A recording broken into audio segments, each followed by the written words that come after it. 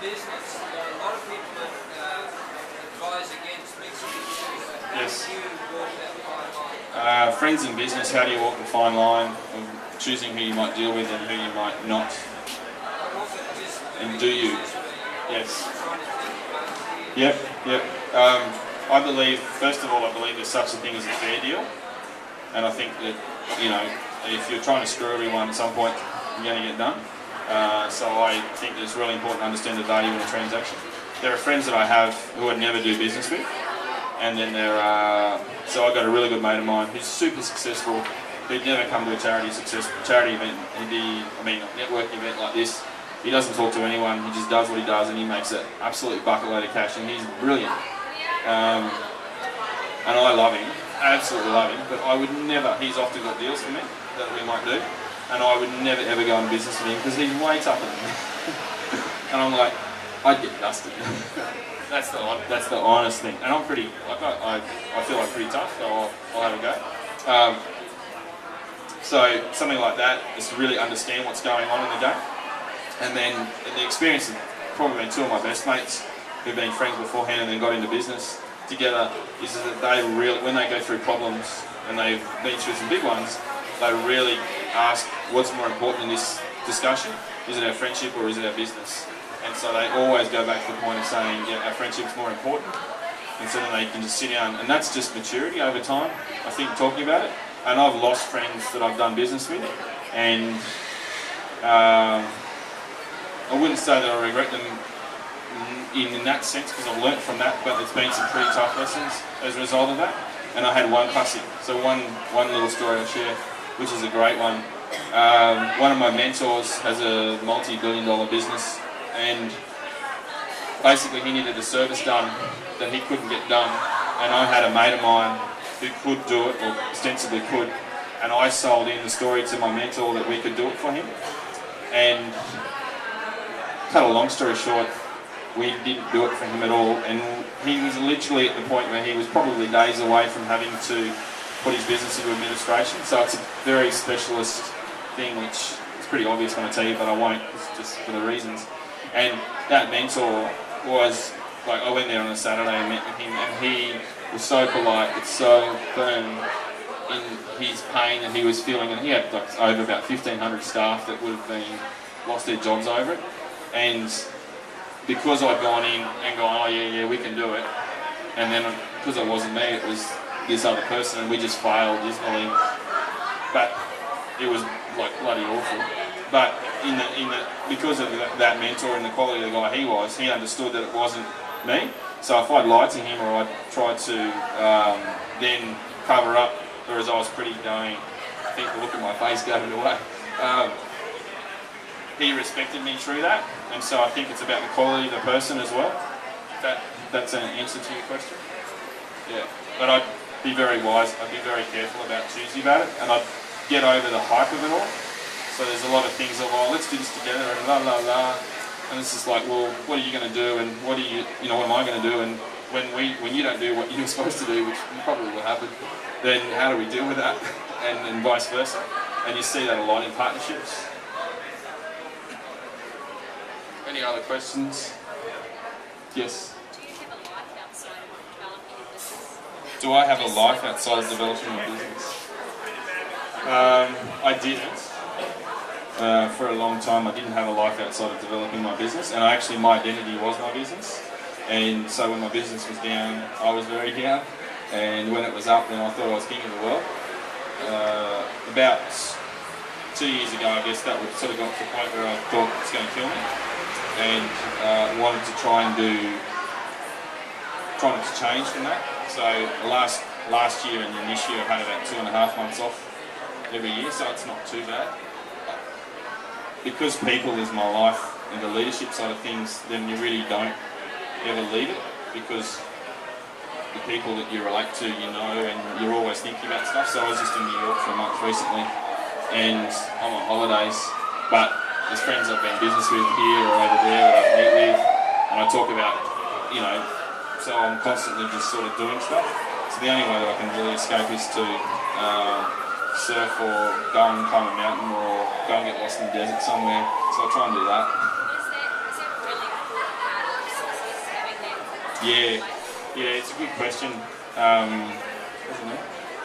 Nadine. So Nadine asked, was the time away a really important part of the exercise of being successful? And the answer is very much yes. So I think that if you need to do it very much to get away in order to see the truth for what it is. So it's easy to get caught up working hard. So I used to work back when I was in my 23, 24, 25, 26, 27, probably work about 80 to 100 hours a week, or I'd be at work 80 to 100 hours a week. So I challenge anyone to be productive for that amount of time, longer than about a week. Now I probably work about, I don't know, in my friends' comment, maybe about 30 hours a week. I do stuff like this, or that a bit, but I really don't try and get much beyond that, because my job now is to see what's going on and go, that's wrong, we need to fix it. And even if I'm at it for a few weeks and I don't stop seeing that, so I think you've got to understand, and that's about part of that behaviours thing. So when I'm working a lot, every 6 weeks I must take a break for like 4 to 5 days and get away. And I think you've got to understand how you work best. But yeah, you've got to, like, there's lots of philosophies that sharpen the saw or all other language for it, but definitely, yeah, time away does make you better and is necessary. Definitely. Simon, you mentioned distractions before. Distractions? Yeah. Entrepreneurs typically have on the phone in a second. Yes. How do you maintain focus, if at all? Okay, so Mike mentioned distractions. How do I maintain focus? Are you talking about that little toy? Okay. So I'm really good at getting distracted. And I think all the things that one might associate with distraction, I've found them over the time. And I'm pretty sure that at any point in my life in the future I'll still find them.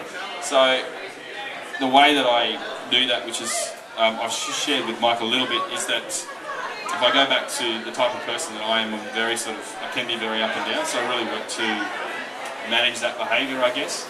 Because effectively, if you're going through a real slump every few months, you get this sort of hyperactivity where you work lots and then you sort of crash and burn, then you sort of lose it. Staff trying to get over that, and people want to rely on you and they can't trust you because you're unreliable and you're flaky and all sorts of other things.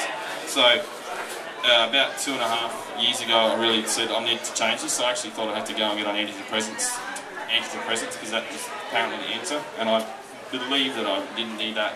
So I started working with a lot of psychologists, and it led to a whole new level of personal development that I hadn't done before, around really managing my behaviours. So where Mike's going to now is that, or that question was that if you, I'm not doing it, I haven't been doing it the last few weeks, but if you're looking every day, I actually track 34 different stats every day of my life at the moment. So I track when I get up in the morning, what I eat for breakfast, what I eat for lunch, what I eat for dinner, what exercise I do, how hard I do it, what's my focus like, what's my centeredness like, so how true I am to who I feel I am. I track what's my level of engagement with my staff. Am I recognising them, giving them recognition, or am I being dismissive and aloof to them?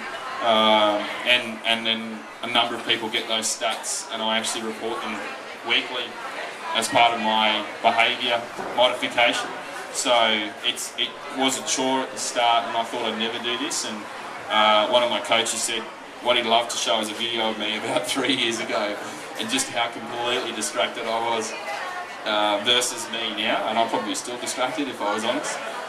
But it's all around slow behaviour modification. So now I understand that I don't have any meetings other than real specific work ones at work between 9 and 12. And then I usually train at lunchtimes, and then if I'm going to have sort of semi-social meetings, I only have in the afternoons, and I have a real structure. And so now I actually meet with my management team at 7:30 every morning. I have a management phone call starting with them at 8:17, and so there's a whole lot of structure there around supporting those behaviours to reduce the level of distractions. I can't get rid of it. Any other questions? Sorry? My question is around mentoring. Mentoring, yes. What attributes do you look for in a mentor? What was your name? Paula asked the question of what attributes do you look for in a mentor? the best advice, I'll answer it by telling a story first. So I met a guy who was a very successful CEO of a really well-known company in Queensland. He'd been through 3 marriages, cheated on a number of all his wives multiple times, and he was just about, and they'd had kids with all 3. You might narrow the field down so you may know. He's a fantastic manager of people, although most people he had affairs with were his staff. But anyway, you wouldn't go and ask him for relationship advice, if that makes sense. So the way to answer that is to understand what you need and what you're looking for specifically, and then find someone who's got that. So the advice I've actually had of my best mentors is actually, I don't really want to hear about, let's just not meet every quarter for the sake of it, but when you've got a problem about this, then let's chat. So I think mentoring, because everyone's so busy, it's people still that will just happily catch up for a chat. So I've got a CEO of mine who's retired from a public company, who's semi-retired on the North Coast. So we'll go down and have lunch and a bottle of wine and have a 2 or 3 hour conversation. He loves to do that because he just loves to stay connected. But people who are actively busy, they much prefer to get a specific problem and solve that. So I think when you're looking for mentors, probably get some feedback. If you want to see the level of feedback you can see surveys that I ask my friends about what they think about me, and then really understand what it is that you need to look for. So is it leadership sort of type thing, or is it finance, or is it an entrepreneurial one, or is it a life sort of mentor that has a really good life that you'd like to sort of develop, and then find someone who's good at that and learn that from them, as opposed to they may be really bad at other stuff. And that goes to advice as well. So really pick who you get advice from, and I'm really choosy about who I get what advice from. And the same sort of philosophy, pick who's really good in that area and then really just ask them for that. Guys, please put your hands together for Simon Kalinowski.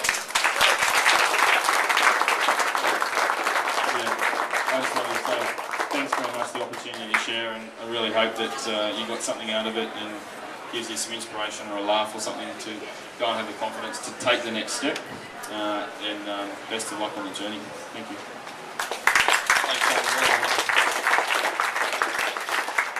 Guys, please take the opportunity to come and speak with Simon one-on-one while he is here. That's what the Hive's all about, to give you a platform to access some prominent entrepreneurs from the community that have, to an extent, been there and done that. And like Simon was just talking about in terms of mentoring, if something particularly stuck with you, access him while you can, to seek his advice if you're brave. As you will have noticed, we're videotaping and recording this, so we do podcast our events, so that if you want to touch on anything that Simon said, or go back and have a look at some of our previous events, they're all on our website for free.